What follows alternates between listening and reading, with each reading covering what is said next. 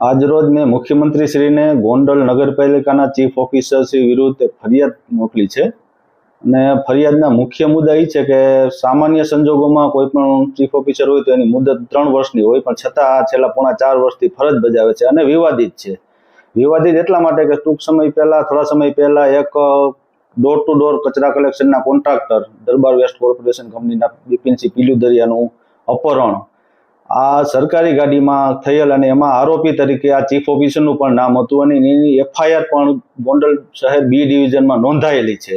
એટલે ગુનાહિત કૃત્ય કરવા પણ આ ટેવાયેલા છે. એ સિવાય ભ્રષ્ટાચારના આની ઉપર અનેક આરોપો લાગ્યા છે, જેવા કે એફએસઆઈ છોડ્યા વગરના બાંધકામ હોય કે પછી 2 બહુમાળી બિલ્ડિંગ હોય એમાં 2 માળ સુધી ઓફિસ દર્શાવે, એથી ઉપરના જે ઓફિસ હોવા છતાં રૂમ દર્શાવી મંજૂરી આપી દે છે.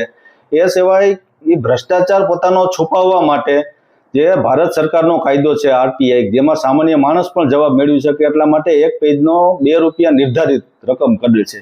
તો મનસ્વી રીતે આ ચીફ ઓફિસરની બરાબરી હેઠળ એવો ઠરાવ કરવામાં આવ્યો નગરપાલિકામાં કે હવેથી ગોંડલ નગરપાલિકામાં જો તમારે આરટીઆઈની માહિતી માંગવી છે તો એક પેજના 10 રૂપિયા દેવા પડશે. આવું ક્યાંય નથી. સામાન્ય માણસ નગરપાલિકામાં ચાલતા ભ્રષ્ટાચારની માહિતી ન મેળવી શકે એના માટે થઈને સ્પેશિયલ અને 2 રૂપિયાના 10 રૂપિયા કરી નાખ્યા.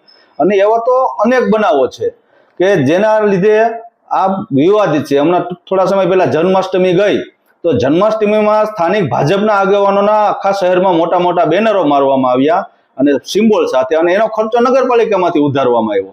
એટલે સમજાતું નથી. અને હાઈકોર્ટમાં જ્યારે 2 પુલ બાબતની પીઆઈએલ થઈ ત્યારે પણ સરકારને કીધેલું કે આ વિવાદિત અધિકારી વિરુદ્ધ ખાતાકીય તપાસ કરો. એ તપાસે પણ કઈ રીતે આટોપી લેવામાં આવી અને છતાં આને બદલાવા કેમ નથી આવતા?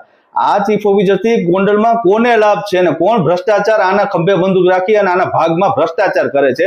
એટલે અમે મુખ્યમંત્રીને પત્ર લખીને માગણી કરી છે કે આના વિરુદ્ધ ખાતાકીય તપાસ કરો અને આવા અધિકારીને વહેલામાં વહેલી તકે ગોંડલથી બહાર લઈ જાઓ, જેથી ગોંડલની પ્રજાના ટેક્સના પૈસા ખોટી રીતે વેડફાય નહીં.